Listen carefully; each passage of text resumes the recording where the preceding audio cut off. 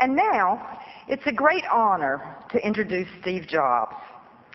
Steve is chairman and CEO of Pixar, the Academy Award-winning computer animation studios which he co-founded in 1986.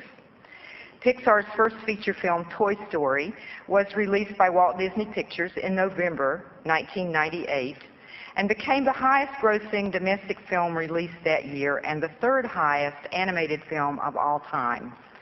Before Pixar, Steve co-founded Apple Computer Incorporated, where he co-designed the Apple II computer, led the development and marketing of the Macintosh computer, and oversaw the growth of Apple into a $2 billion company. Steve also co-founded Next Software, which was recently acquired by Apple. Steve was awarded the National Medal of Technology by President Reagan in 1985, the Jefferson Award for Public Service in 1987, and was named Entrepreneur of the Decade in 1989 by Inc. magazine.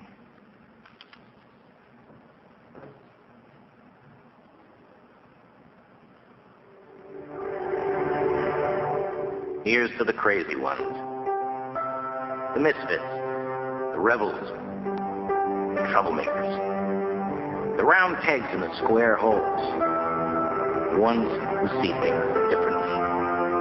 They're not fond of rules, and they have no respect for the status quo. You can quote them, disagree with them, glorify or vilify them. About the only thing you can't do is ignore them. Because they change things. They push the human race forward. And while some may see them as the crazy ones, we see genius.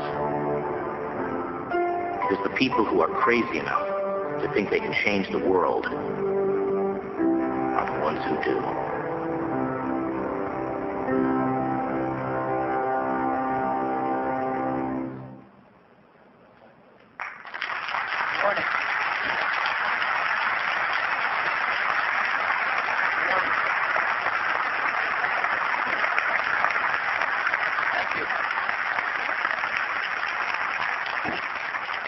So when we got the invitation to come speak to you today from Brian, we asked him if he'd like us to bring a real razzmatazz presentation up and wow you. And he said, no, what I'd really like you to do is come up and do a fireside chat.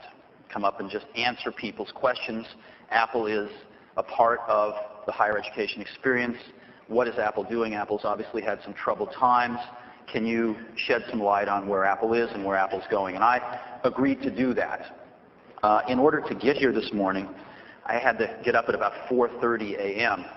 And so your job this morning is to ask questions that wake me up.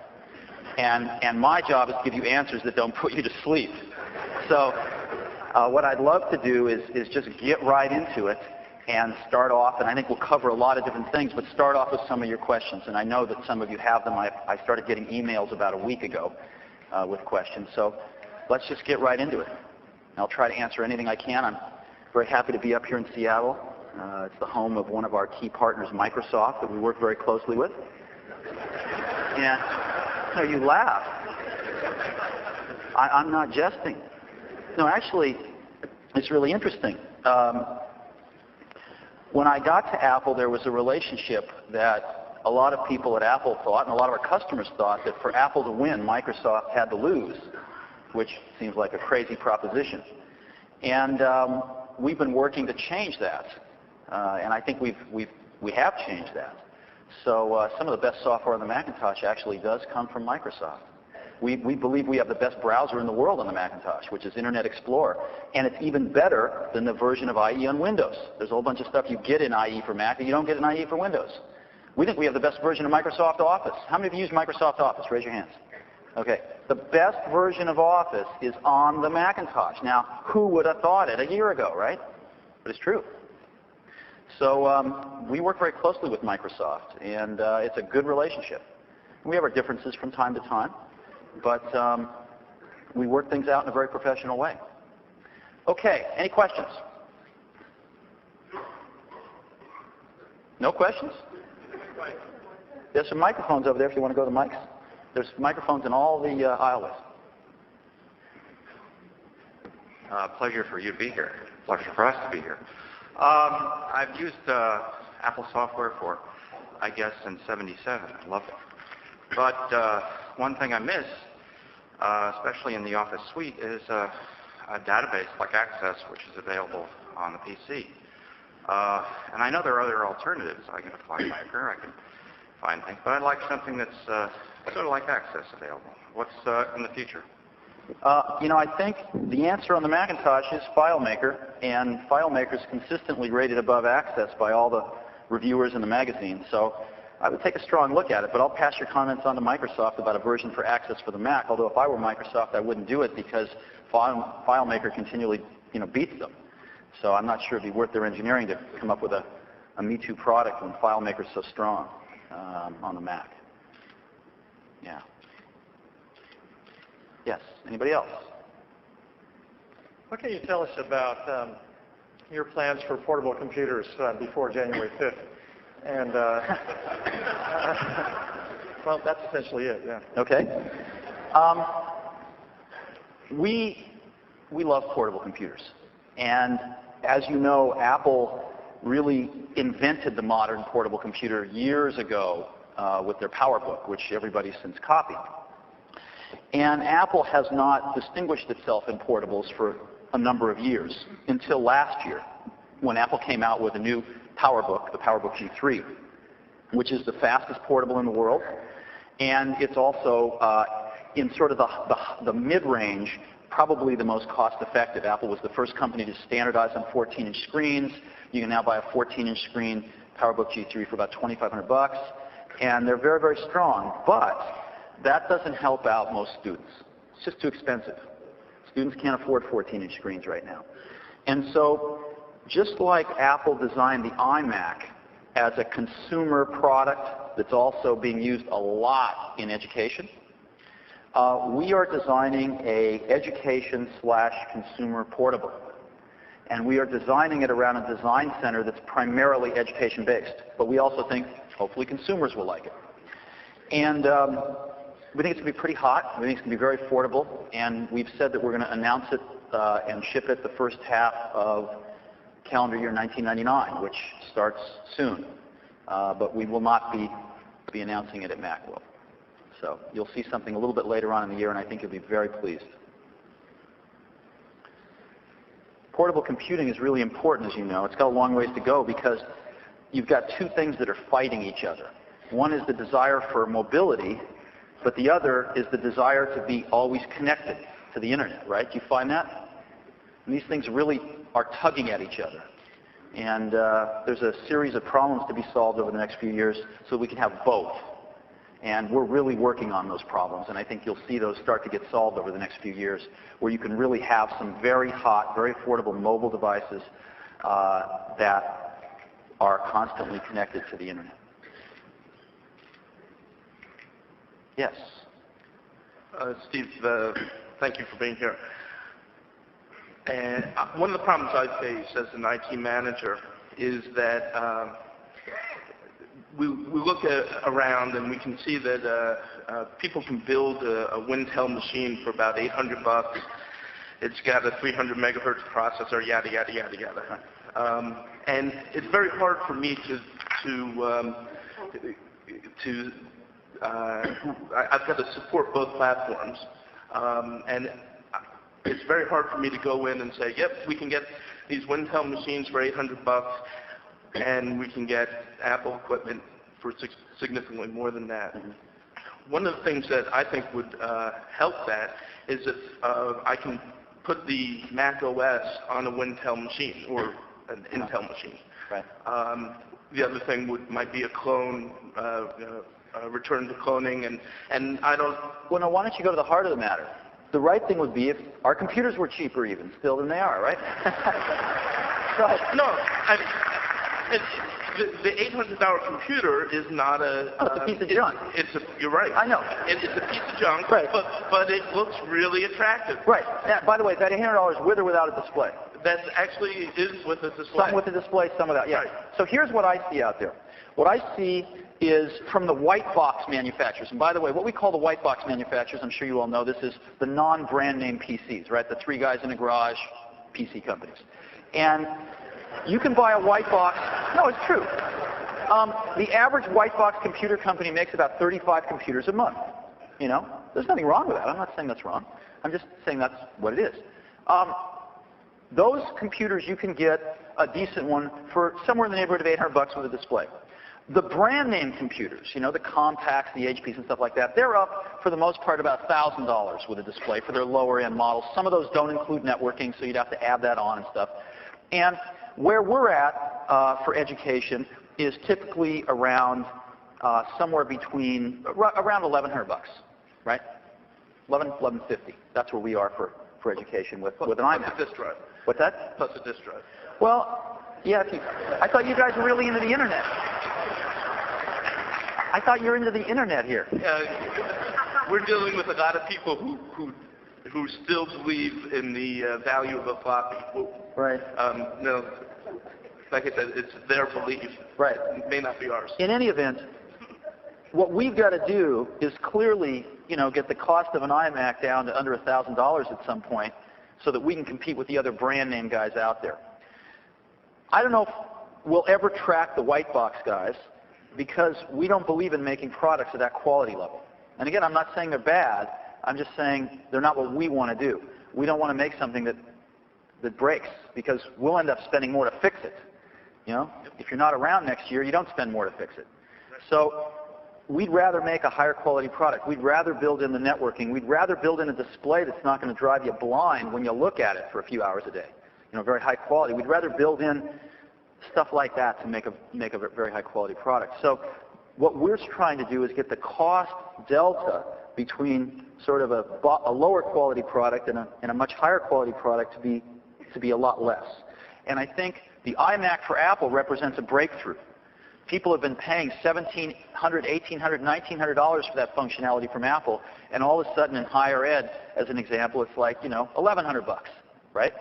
And our goal is to drive that lower and lower every single year to where maybe there will be, you know, a $100 delta over the white box guys, but you'll gladly pay that $100.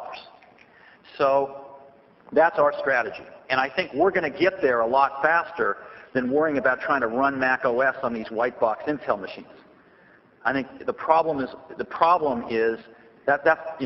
ours in terms of compressing that price delta down, and we have a lot of very smart people working on that, and I think you'll see results continuously over time, and you'll see that pricing gap erode. Having said that, we're actually as cheap or cheaper than equivalent function computers from Compaq and HP and other people. I mean, the iMac is already as cheap or cheaper than computers with the same functionality from these folks. And of course, the G3 is much faster than the Pentium chips that you find in these things.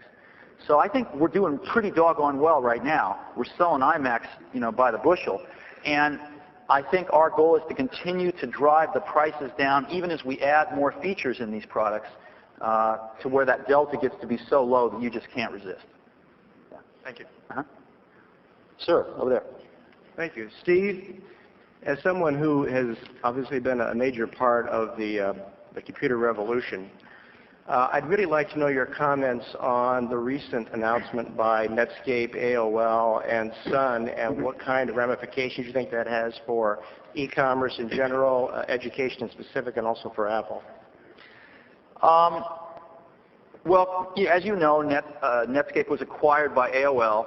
AOL has had a philosophy in place for several years that basically said, looking in from the outside, appeared to basically say, we got to get as big as possible, as fast as possible, because this thing's going to be huge, and size is worth more than everything else, which I happen to agree with that philosophy in their case, and they've executed on it brilliantly, and I think what they bought Netscape for was NetCenter. Right? NetCenter represented a tremendous number of new customers for them that are getting to the internet not necessarily through their access method, their ISP, the AOL service. They're getting there another way, but they want those eyeballs, they want those customers, they want those transaction fees, they want that advertising, and they want to eventually have a lot of those customers that don't come in through a corporate on-ramp to the internet, but who come in through some ISP to move over to the AOL ISP, because as you know, they're the largest ISP in the world with over 50% of the ISP accounts in the whole world are AOL, right? So they would like to pull those customers in. It appears from the outside, though, when AOL looked at Netscape, there was a part of Netscape that they really didn't want to buy. And that was the part of Netscape that happened to be making all the money. And that part was to sell, all their enterprise software. And so they got Sun to agree to guarantee, to kind of take that business over from them. Even though Sun doesn't own it, Sun's made some massive guarantees to resell, $1.5 billion worth of the software over the next few years. So they kind of got rid of the part that wasn't really what they were after. And I think it was a very smart move on AOL's part, and it was a very smart move on Netscape's part. So I think it's a very good thing. And I think you're going to see continued consolidation in this industry. So we have a very good relationship with AOL, and we think it's just fine. Yeah. In terms of education and the internet, of course, most educational institutions are getting direct on-ramps onto the internet, as you know. They don't go through an ISP. They don't pay $20 a month per person. They just get a nice big T1 or T3 onto the internet. And higher ed, of course, has led the way. Higher ed, of course, basically invented the internet along with DARPA. So higher ed pretty much, this is something that's far from higher ed's concerns, I think, because higher ed's already on the internet. Yeah. Wouldn't you agree? Or do you think there is some issue? No, but at home, students are now beginning to get on the internet for their own education, right, outside the system. Right. Yeah, that's a good point. I know one of the other things that we're looking at very seriously, and of course AOL's looking at very seriously, and others are too, is how do we provide users in the home a much higher on-ramp to the internet? And the two competing technologies right now are cable modems and sort of a consumerized form of something called DSL, called G-Lite, which is fundamentally a technology that would give you approximately 1.5 megabit download, 384K back up, and very, very simple to plug into at your home, run over the same wires as your telephone. You could have a telephone conversation simultaneously with computer data flowing back and forth. And that's going to start to become real around this coming summer. So with cable modems and DSL coming out and starting to get robust around this coming summer, I think for about $50 a month, you're going to be able to get a much higher speed internet connection from your home. And I think that's going to be offered by a lot of the regional Bell operating companies, as well as through companies like AOL. Yeah. Yes, sir. From one point of view, it seems like we're moving backwards in the internet arena. I don't know if you've heard the term balkanization of the internet. It's a fairly new term where, in a sense, a lot of the major players, the major carriers are forming closed groups and not peering with each other. And we're losing this public benefit internet that we had early on. Do you see any of that? Do you have any comments on that? No, I'm actually ignorant of this phenomenon. Well, that's an easy question then. Yeah, I'm sorry. I don't see that. I know that a lot of people are building their own backbones to move to move some form of data or another around the country in a way that is more predictable than the internet.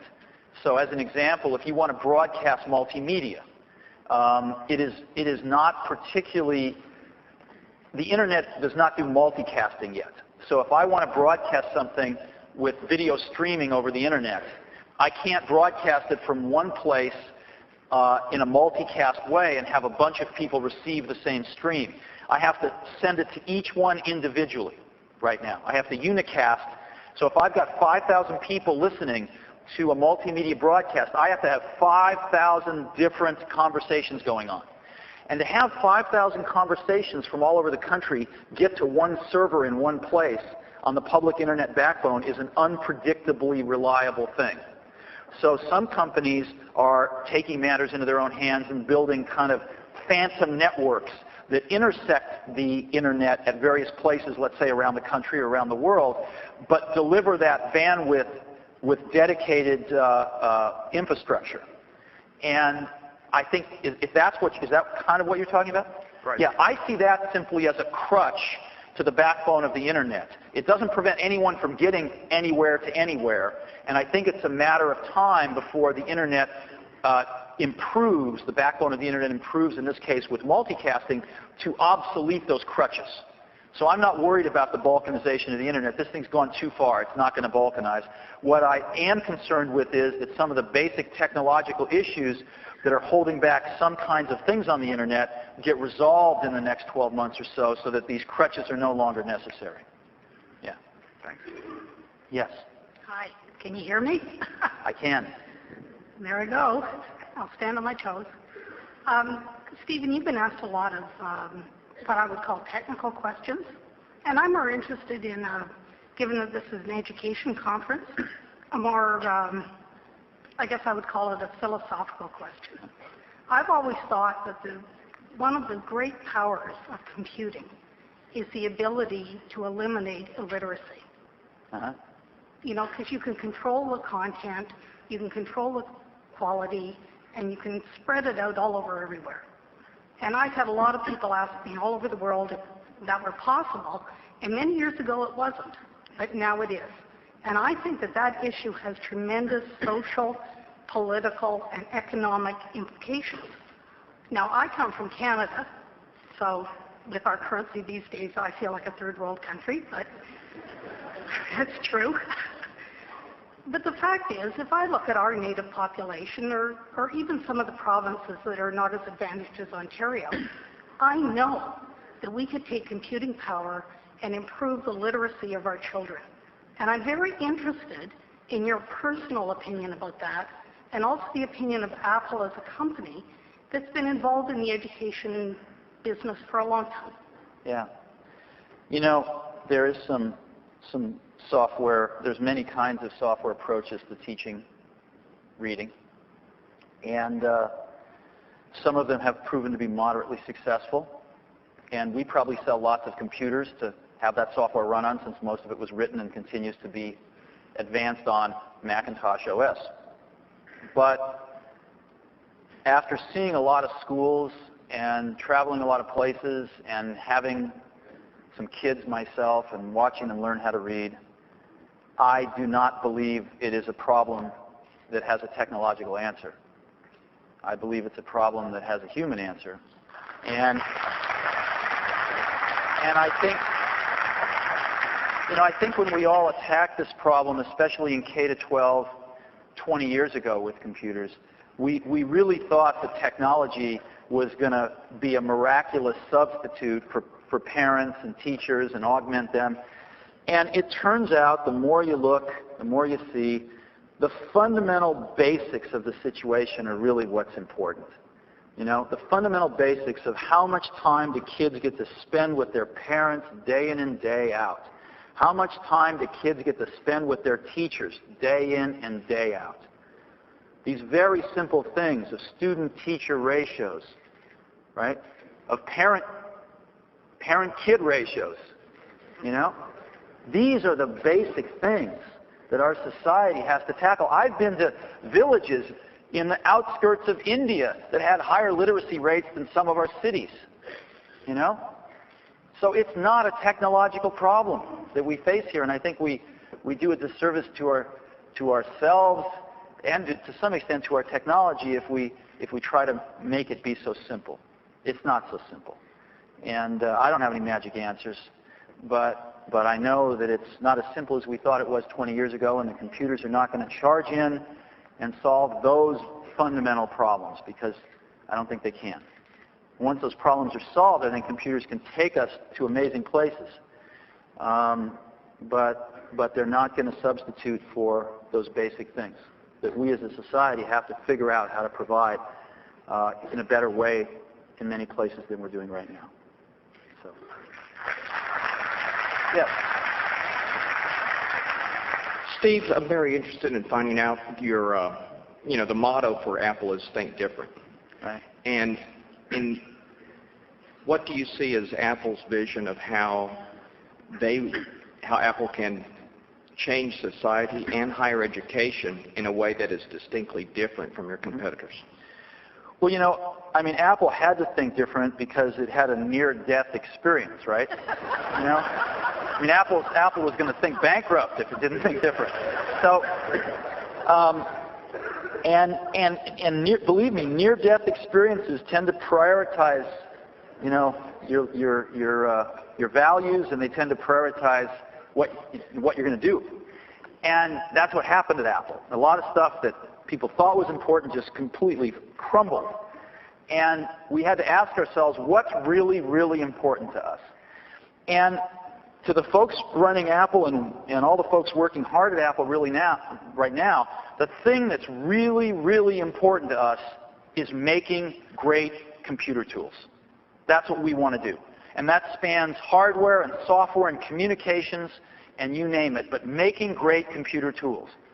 And great's a complicated word, right? Doesn't mean great at any cost. There's balances.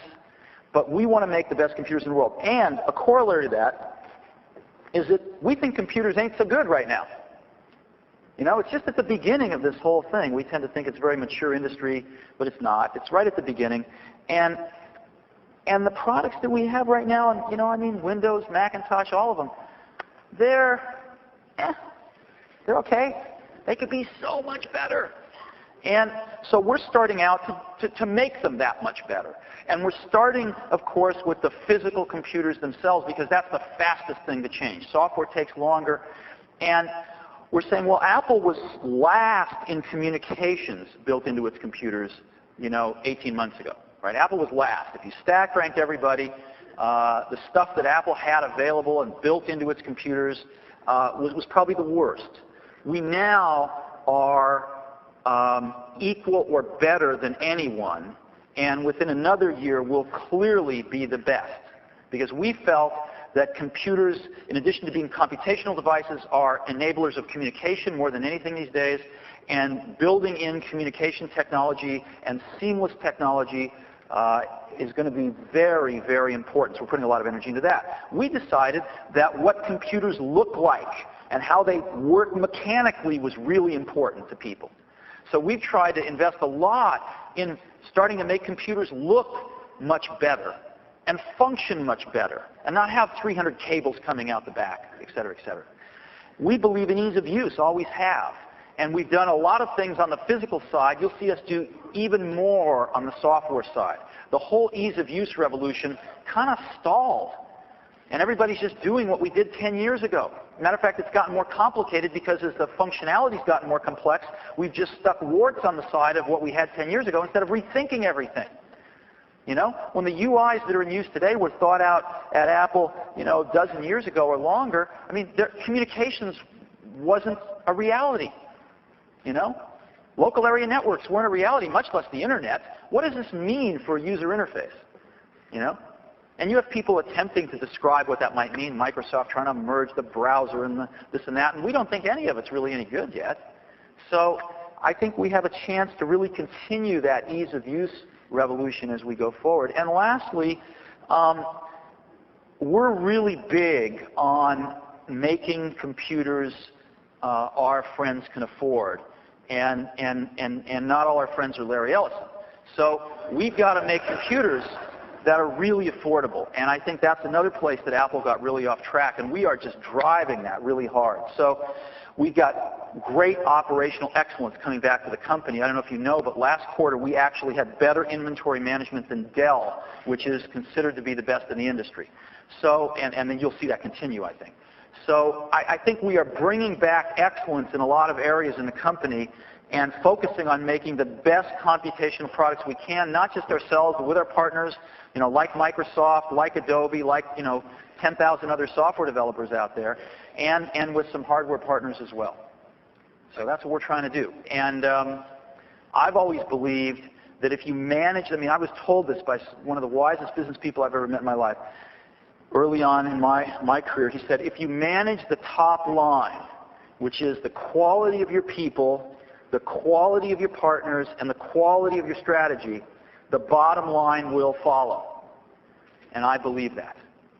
And so I have tremendous faith that if we do the right stuff, Apple will be very successful financially. But What happened at Apple, to be honest, over the years was the goal used to be to make the best computers in the world. And that was goal one. Goal two, we got from Hewlett-Packard, actually, which was we have to make a profit. Because if we don't make a profit, we can't do goal one. So, yeah, we enjoyed making a profit, but the purpose of making a profit was so we could make the best computers in the world. Along the way somewhere, those two got reversed. The goal is to make a lot of money, and well, if we have to make some good computers, well, okay, we'll do that. Because we can make a lot of money doing that. And it's very subtle. It's very subtle at first, but it turns out it's everything. That one little subtle flip takes 5 years to see it, but that one little subtle flip in 5 years means everything. And so we've put those things in their proper order again. Yes. Yes.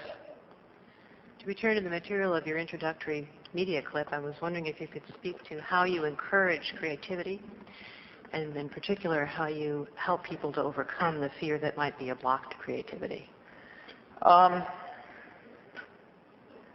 You know, I don't know the answer to that question. What I can tell you is just what I try to do. And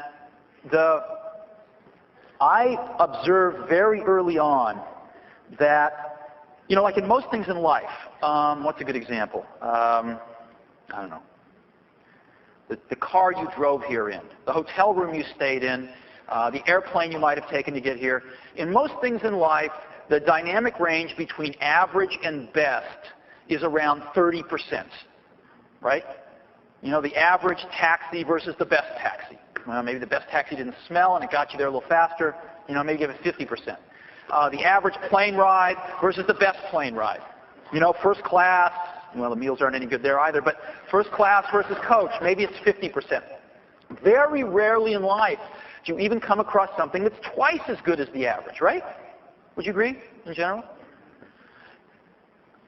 What I saw very early on, and I saw this first in hardware design, was that the best engineer, the best hardware engineer, in this case was Steve Wozniak, was 50 times better than the average. The dynamic range was 50 to 1. And as we started hiring people over the years, it became clear that it wasn't really hard. It was hard, but it wasn't really hard to hire people at least 10x better than average. So you could hire people in the 10 to 50x range. And that in general, all those kind of people got along fine with each other. And all those kind of people were very creative. And a really interesting thing happened, which is all those people, if those were the only kind of people you tried to hire, all those people got so excited about working with other people that good that it became kind of self-policing in a way. They didn't want to let people into the group that made it less fun to come to work in the morning, right? So that's what I've tried to do, and is to hire those kind of people in everything we do. And I believe that creativity isn't just something that's, you know, that's visual. I mean, it's very technical. You can have technically creative people. You can have artistically creative people. At Pixar, we actually call them creative artists and technical artists, right? Because we don't know the words, so we make, you know, those are the words we make up. But creativity, of course, spans anything you do. And I just find that top group of people are by far the most creative, so I go out and seek them out rather than trying to, you know, turn water into wine. Yes? Hello, Steve. First of all, congratulations for what you've done for the past year for Apple. When you're writing this year's Christmas bonus, please think very hard about your loaner, tech support, seemingly loaner tech support person, Mel Granat in Apple QuickTime. Which brings me, for all the abuses that he's taken so far. Anyway, I hope to be surprised in January when QuickTime streaming is introduced. Specifically, I'm referring to QuickTime support. I think that this is a very, very key area that is causing a lot of pain for QuickTime users as well as authors. So if you have any What's causing a lot of pain? I'm sorry. the seemingly inadequate support for QuickTime. The what? Seemingly inadequate support for QuickTime. Seemingly inadequate support for QuickTime. Yeah. I don't know what you're talking about. QuickTime, there is right now a QuickTime list on Apple's site, and it seems like there's just one person supporting. Oh, on the website? Yes. Oh. Yeah, we have 100 people doing engineering on QuickTime. Yeah. Oh, so you just want us to move one or two more to the website. Got it. We could do that. I'll take that back. Thank you. Actually, in January, I shouldn't be saying this, but in January we are going to roll out QuickTime 4. And QuickTime 4 has live internet streaming that's better than you've ever seen before, and you're going to be really happy, I think. It's really good. Yeah, hopefully it'll be, some of the improvements will reduce the number of help support calls to Apple. Thanks. Yes. Stephen, one of the hot new buzzwords that we're hearing in a lot of different industries, a lot of media industries and IT, information technology, is convergence. I'm interested in finding out what you make of this term, what you see is convergence in the future. You know, I converged myself last week, actually. Can you tell? I don't know what it means. Here's what it means. What it means is your television's going to make toast. You know? That's what it means. So, I don't know what these people... Look, what is the most successful consumer product in the last 10 years? Microwave. I heard that. What else? What's that? Cell phone. VCR. No, you're all wrong. Thank you for playing. It is. It's the PC. Okay? And here's all these PC companies running around looking for a consumer product when that's what they make. Right? Now, Dell doesn't. They sell into corporate America mostly. But some other people do. Compaq does. Hewlett-Packard does. Packard-Bell does. Of course, Apple does. It's the most successful consumer product of the last 10 years. So, naturally, we want to combine it with the television. See, I've spent enough time now in entertainment with Pixar and working with Disney, who's just a terrific company to work with, by the way, is that people go to their television primarily to turn their brain off. You know, I used to think, like many of you maybe might have thought, that there was this giant conspiracy of the networks to put mediocrity on television and dumb us down, right? Did you ever think that? I thought that. I thought it was a giant conspiracy to rob the American populace of their mind, if not their soul. But I then found out the truth, which is far more depressing, which is the networks give people precisely what they want. And the reason people want this stuff is they come home from a long day. You know, they have dinner with their kids and they're fighting and they get into bed and they just want to turn on the television and turn their brain off for half an hour, right? Do you ever do that? I mean, I must admit, I don't watch much TV, but I do that every once in a while. After a long, hard day, I will turn on the TV for half an hour, and it really does turn your brain off. And so people go to their TV to turn their brain off for the most part. People go to their PC to turn their brain on. These things aren't going to be together. They perform completely different functions. So I think it's about as crazy as other kinds of combinations that you can imagine. And I don't think it's going to happen. You know? I also think people want to interact with their computers a lot more. Keyboards, mice, up close, better resolutions. They want to sit back from their television sets. You know, web TV's been an utter failure so far. So I just don't see it happening. Now, sure, everybody would like a better online TV guide. Okay. Sony should build in an internet-based online TV guide into their television sets. I grant you that. But is this digital convergence? So that's what I think about it, and so yeah, that's what I think about it. Okay. Thanks. Yes. I wanted to ask you a question about education, higher education in particular, and intellectual property. I work with librarians and faculty every day, and we're trying to do things that will realize the potential of technology that we hear so much about. one of the things that is a barrier to this, that is in fact at times crippling, is what's perceived as decreasing space in the public domain and in fair use. Now, this wasn't much of an issue when faculty were giving paper handouts to their students, but when they're creating course websites and trying to spontaneously incorporate, say, images from a Disney film in a critique of that film, perhaps, I'm making that part up, this becomes an obstacle to the real vigorous incorporation of technology. Now, you wear some interesting hats. One of them, of course, is as a creator and owner of intellectual property. We also hear words like visionary and leader attached to your name. I wonder if this issue's on your radar and whether or not you think there's any hope of people like yourself really trying to make it clear that it's a public good that fair use is relatively broadly defined. Well, I guess my take is a little different than yours, maybe. My take is that people spend a lot of money creating intellectual property, and other people shouldn't rip it off. So that's the first thing. And I've always felt that, because if you deprive people of that protection, they can't attract capital to invest to create it in the first place. Everybody loses. And you go back and you read Thomas Jefferson. You go back and read Edwin Land on the patent, the philosophy of patents, and they're very clear and they're very compelling arguments. However, I've also always believed that you've got to let young people horse around, and you've got to not take them to task for it. So, we've always tried with everything we did to say, hey, education, do what you want with it. Have fun.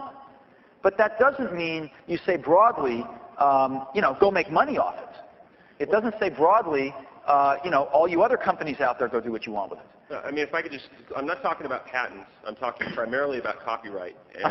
Copyright's the same thing. Well, apart from the young people fooling around, I think that what faculty are running into is a desire to take snippets of material, not whole films, not things that would compete on the market.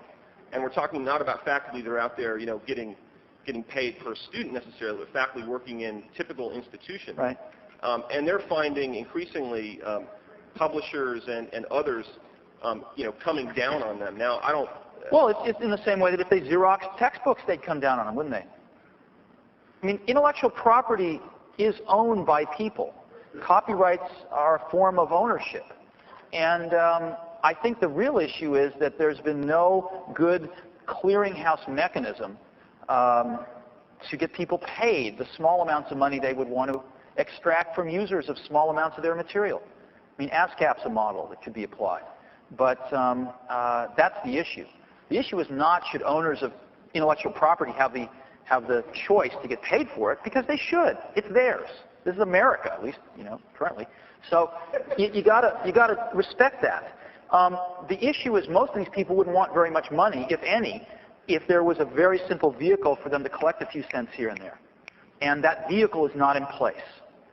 And I think until that vehicle gets in place, we're going to have these kind of contentions. I think once that vehicle is in place, it's going to really drain the hostility out of these kinds of confrontations, because you're going to be talking a very small amount of money, in most cases, I think. So that's the biggest problem. The problem is the clearinghouse, the mechanism for these things to get tracked and paid. When a radio station plays a song, an artist gets a few cents, right? I mean, I think that's fair, don't you? I think when somebody takes time away from their family and their children to write a book, how many of you have written books here? How many of you get paid a little bit of money for writing books? Do you think it's fair that somebody just stops paying you because we have this thing called the internet instead of the printing press? I don't think so. I think if somebody's going to take time away from the rest of their life to write a book that they think is of value and somebody else thinks it's of value, they ought to, and the person that owns it doesn't want to give it away, they should receive a little something for that. And I think our problem is a constipation in how the buyer and the seller interact on very small quanta of intellectual property transactions. Right? Yeah. Yes. Hi. I've been around the administrative computing longer than I'd like to admit. But during that time, I've seen telnets. I've seen dumb terminals. I saw the desktop computer, and the first one I got was a Mac Plus, but I used telnet. Then we heard about client-server, and client-server came, and we discovered that it was impossible to really service all those clients. Right. And now we're headed back to the thin client. And Larry says, I guess he may not be correct, but the network computing. But we're looking at perhaps a browser being the operating system, and that's the way we access information. One of the ideas is out there. What's your reaction to all that? When you were telling me this, I remember the dumb terminals. What I was thinking was that over the years, the terminals have gotten smarter and the users have gotten dumber. So the constant. So that's a joke.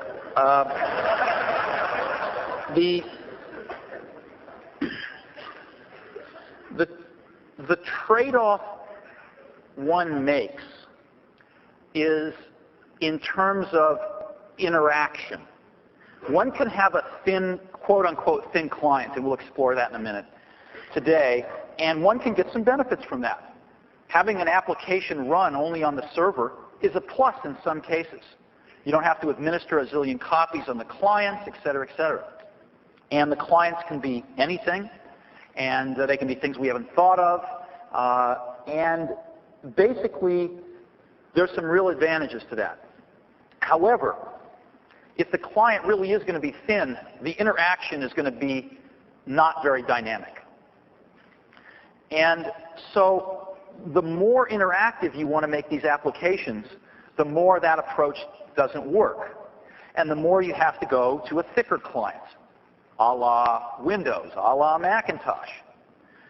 Now, what the thin client guys are doing about that, since of course they lust after more dynamic user interfaces, is they're making their thin clients thicker, right? I mean, the Java release that just came out, they call it Java 2, it's like 5 times bigger than the release before it. It's huge now. So, you know, you can, I don't know how you call it a thin client with 15 pounds of stuff in the bag, you know? So it's just, when does a thin client stop being a thin client? I think we're on the verge of that now. And so I think that's the technical and user interface trade-offs there. And I think that for some types of applications, it's worth the trade-off to give up a great user interface, right? Like on the internet. It's worth it for a lot of things. In corporations, some of it's worth it. Some of your administrative apps are simple enough that you don't need a dynamic interface. And they're used repetitively enough that, you know, you can afford to train people how to use these things, which is one of the consequences of having a less robust user interface. But for most things people want to use these days, the thin clients aren't quite thick enough. And that's the challenge. That is the challenge. So, yes? Hi. I would endorse what you said about the computer not being the way to learn to read. There's another technology for that. It's books. And actually, I'd be interested in the complementary nature of the internet as a way to follow on to things children have become interested in, and adults get interested in for continuing ed. The gateways.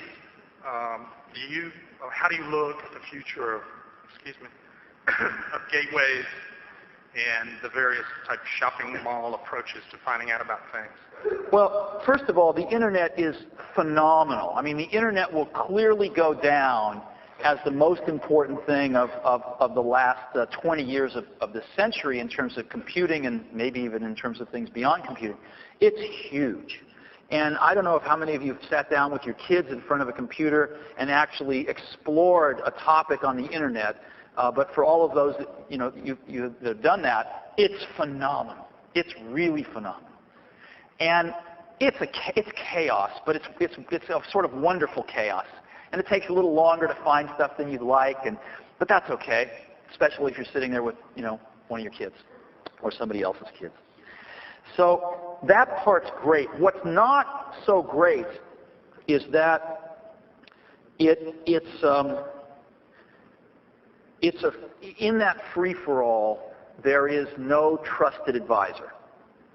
You know, if you go out and you ask, well, what is the New York Times? I mean, I can get all of the news that's in the New York Times, for the most part now, from other sources on the internet. Why would I ever get the New York Times? Well, because not only do they edit it for me, not only do they sort of condense it for me, but more importantly, they judge what's important. They have an editorial point of view that I, let's say, trust, although I trust the Wall Street Journal. I trust them to tell me what's important in a concise way, and I trust them, even more important, to get rid of the stuff that they think is not important so that I can focus on what's important. It's an editorial point of view that I, as a consumer, trust. Those editorial points of view have not emerged much on the internet yet.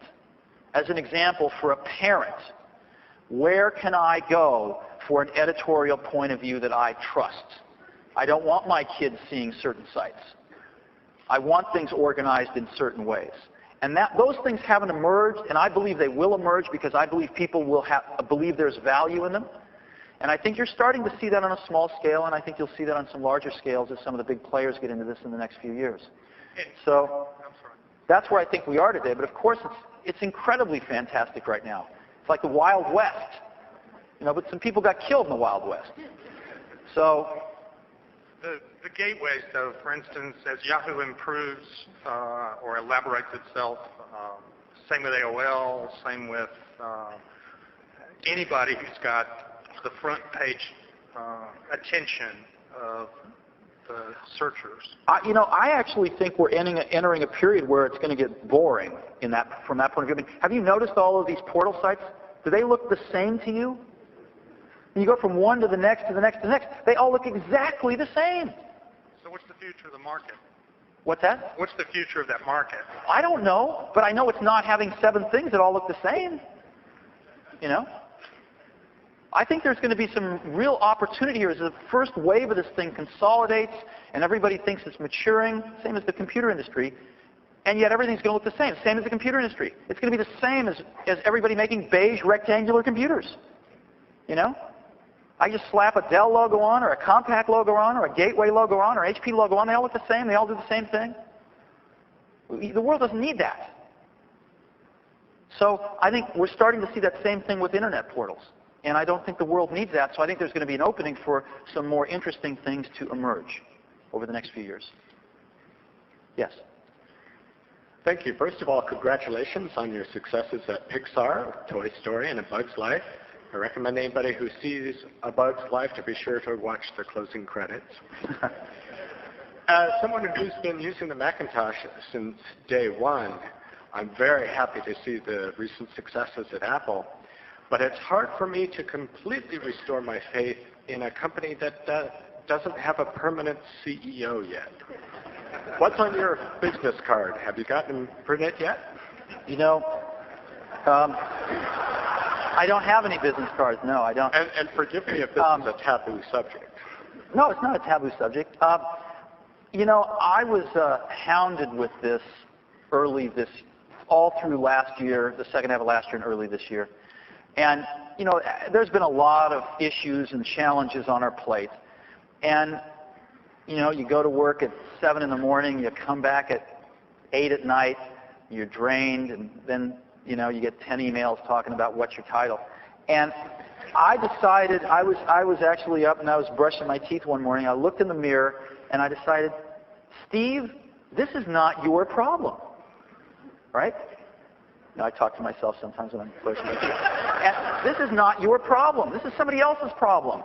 I have enough problems right now. So I decided that I wasn't going to think about this for a year, right?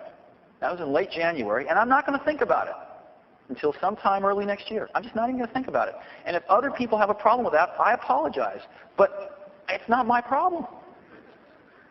And so we all do the best we can. The other thing I really want to say here, though, is, you know, everything I've done in my career is a team sport. And there's 2 types of things you can do. You can try to go be Michelangelo, and, you know, or you can try to be part of a team and do things as part of a team. And I picked the latter one, and I get to go to work every morning and hang out with these really great people. Most of them are much smarter than me. And we get to collectively try to do things, right? So people tend to focus on symbols And you know, the contrast ratio between Apple's recent CEOs and stuff is, you know, high. So but believe me, there's an incredible team at Apple now. When I got there, I expected most of the good people to have left, to be honest. And I was incredibly surprised that a third of the people were like A to A+ players. I mean, the kind of people, these 10 to 50x people, the kind of people that you kill to hire. I mean, seriously, you do anything to hire these people. They come along once in a blue moon. A third of the company. A third of the company was at, let's just say, the other end of the spectrum. And they weren't bad people. They were people that had just been burnt out, or maybe they weren't so good in the first place. Who knows? But they were barnacles. And to be honest, you know, we helped them find other jobs, you know, outside of Apple. So Apple's got some incredibly talented people. We've promoted some very strong people from inside. And once we got rid of the barnacles, which frankly were in the upper you know, the several top layers for the most part, things got a lot better, and we let some of the talent really start to shine. We brought in some talent, we promoted some talent, and so there's some incredibly, not only good people, great people, but passionate people at Apple running the place now.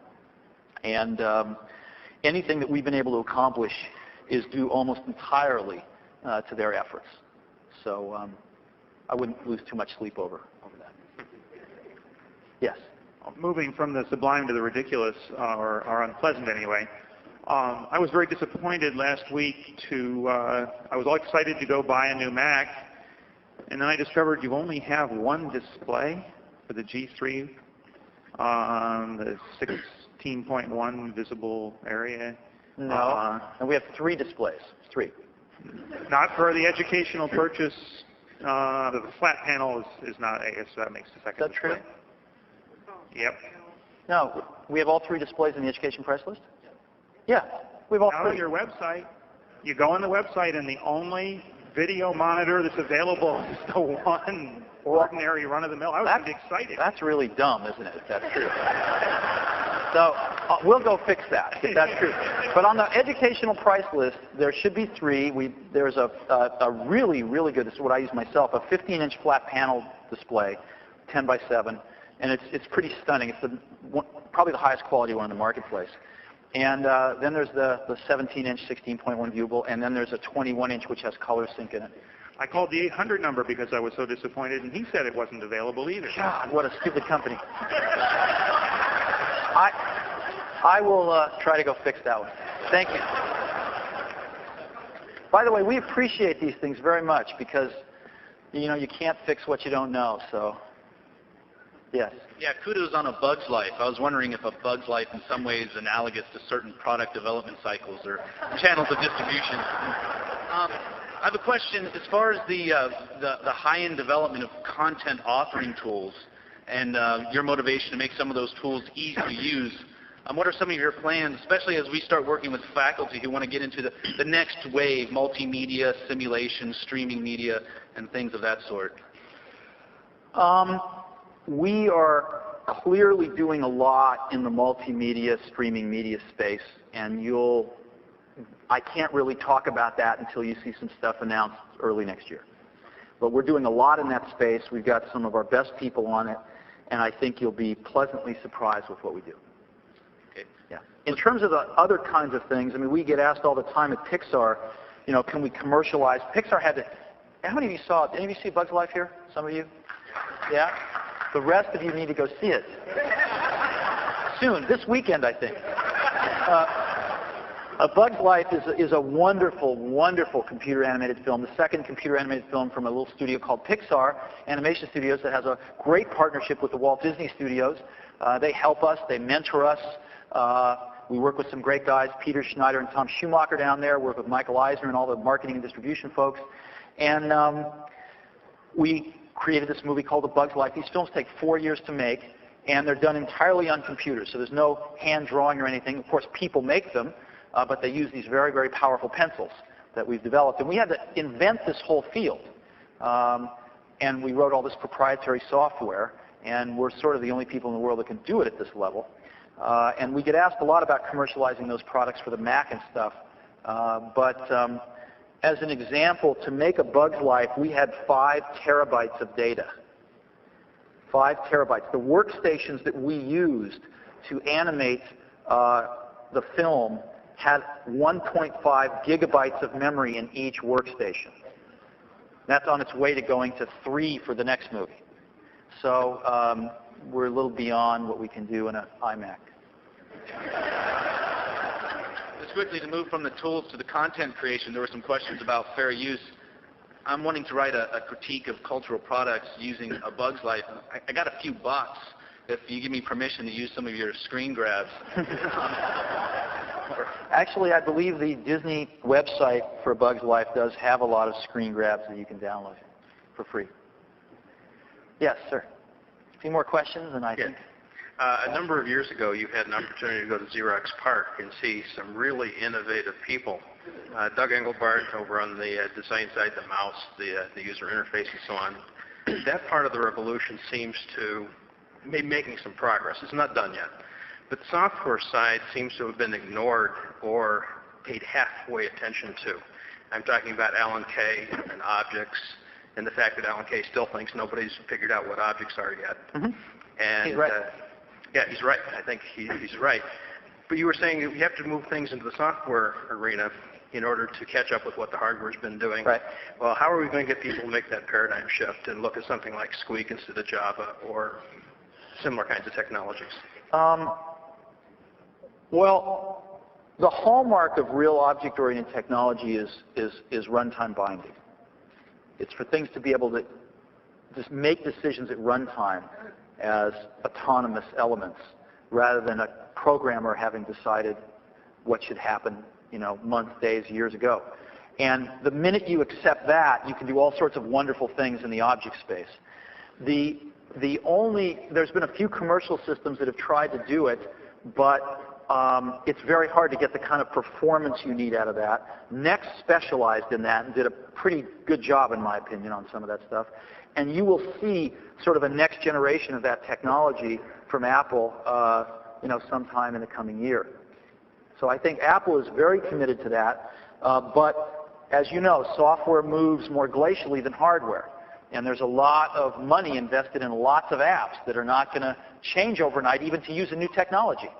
So you're talking about a longer-term process. Now, that doesn't mean that education can't take advantage of that stuff instantly. They can. But you have to have software systems capable of running the giant investment that's been made in applications that people also want to run, right? As well as run the new stuff. And that's the hard part. Just putting something new out on the market with no bridge to the past doesn't succeed, in my opinion. So, put it this way. It succeeded a few times in this industry, and Macintosh was one of them. But it's become increasingly more difficult to do that. Yes?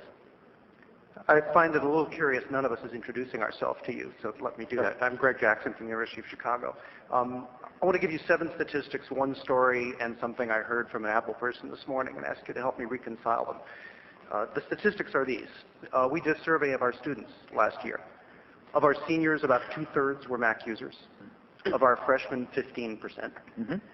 We did a slightly different survey, which reconciles well, of our freshmen this year, which is down to 10% being Mac users after the introduction of the iMac.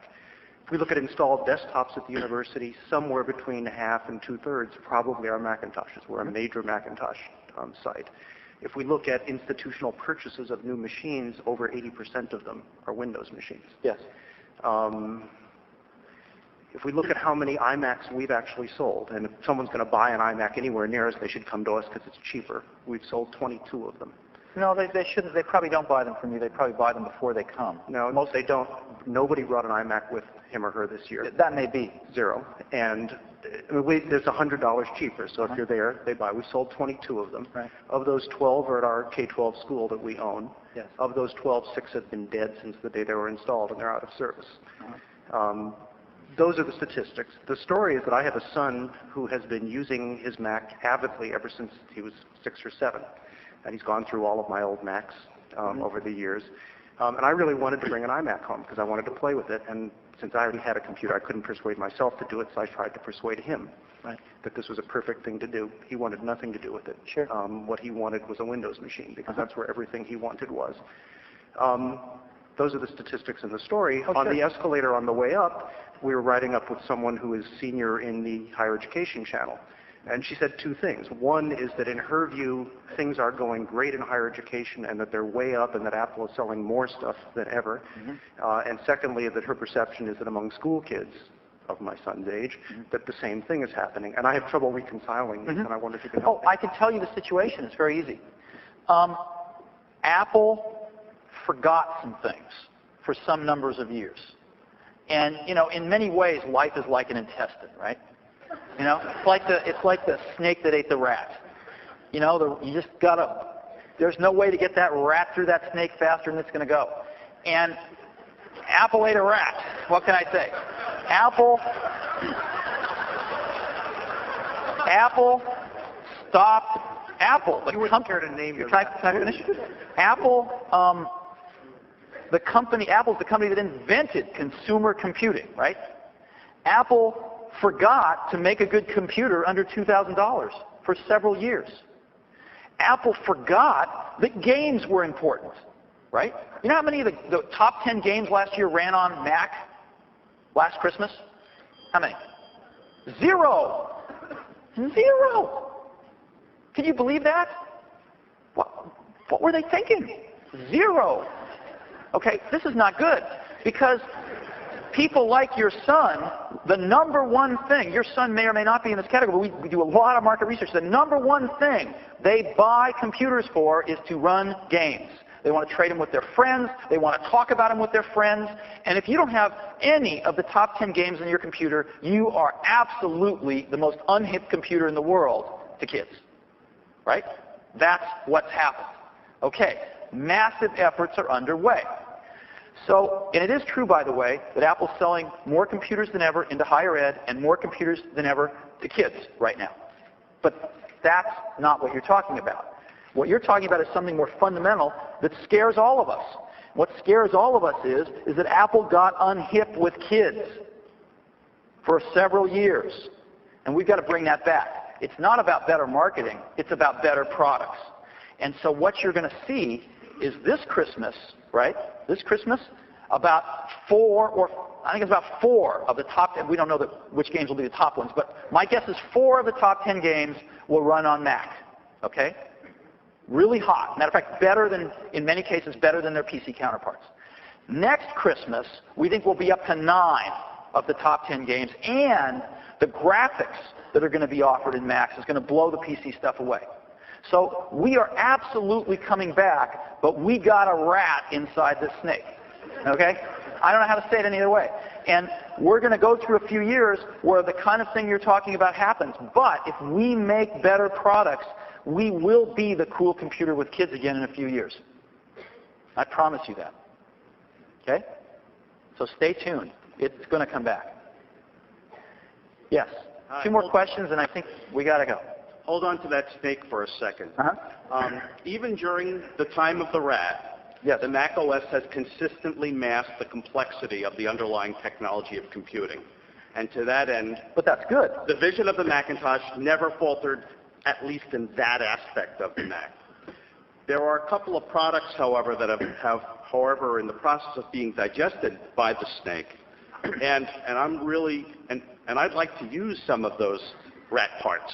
Like what? Well, like emailer on a consistent basis, like AppleWorks on a consistent and expanding basis. And boy, I'd really like to know what to do with my Newtons. Oh. Well, I could tell you what to do with them after. Come up and I'll tell you. Yeah, Newtons I can't help you with. AppleWorks is getting a sustained investment. You're going to be very happy with future releases of AppleWorks. We're doing a lot in AppleWorks. But I must also say that we're also working with Microsoft pretty closely because they want to sell you all Office, right? Which is also, which is, as you know, better than AppleWorks, right? Clearly, it costs a lot more, but it's better. So we're trying to work with them to come up with some even more affordable ways for all of you to use Office. And I think we will be successful in that as well. So you'll see better and better AppleWorks. It's a great works product. For what it does, it's very high value. But I also think you're going to see us trying to help Microsoft make Office more available, because Office is, it is the premier product in the category. Emailer. Emailer, I don't know. I'm not familiar with the future of Emailer. Okay. There's also been some rumors about us canceling HyperCard, which are totally bullshit. Thank you. Yeah. Okay. One last thing I'd like to say, then I think we probably need to break, is, again, the reason that we ran the Think Different campaign that you saw, and by the way, we have some books for you outside. We printed these up with some of the heroes that we used in that campaign. You might want to grab one on the way out. The reason we ran that campaign was because when a lot of us got back to Apple a little over a year ago, 15 months ago, not only had Apple forgotten who it was, but we felt a lot of our customers had forgotten who we were. And we thought, how do we tell people who we are and what we stand for? And we thought about this a lot. It's not an easy problem. And we decided that the best way, or one really good way anyway, to find out a lot about somebody is to ask them who their heroes are. Don't you think? You can learn a lot about somebody by learning who their heroes are. And because what that tells you is what they value. So we decided that the best way we could think of to tell people who we were and what we stand for is to tell people who our heroes are. And that's what the Think Different campaign has been about. And we actually went to these people. I mean, we got permission to use that image of Gandhi from Mahatma Gandhi's grandson. Jim Henson's children said, our father would want to be in this campaign. We want you to use him. Yoko Ono personally gave me the picture that we use of her and John. Person after person, Lucy, oh, it's a wonderful story. We went to Lucy Arnaz Jr. with a wonderful picture of Lucille Ball. And we said, we want to use this. And she said, I would love you to use my mother in your campaign, but I want you to use a picture of my mother and father together because my father was a genius too. So we put a lot of time into this to try to tell you who we admire in hopes that you will understand a little more about us. And what drives us is we don't look at education as a market. You know? What we look at it as an opportunity to make some great products together and to do some cool things together with them. And we're excited about education. We're trying to wade back out into education rather than just sell computers, which is what I'm afraid things degenerated to for a while. And we're really excited about it. So we're constantly interested in new things we could be doing. Most of the great ideas in computing have come from higher education. We want more. We want to wade back out into higher education, hire your best students, you know. We want to do the coolest projects with you, and we want to make the coolest computers for you. And we have to know what they are in order to do that. So I hope you're going to see more of us. I hope we're going to be more curious. I hope that when you tell us something's broken, we listen better. And I hope that you know that what's driving us is not to make $1 and go home. What's driving us is we want to make the best computers in the world with you. So thank you very much for a chance to be with you today. It's a real privilege, and I appreciate it.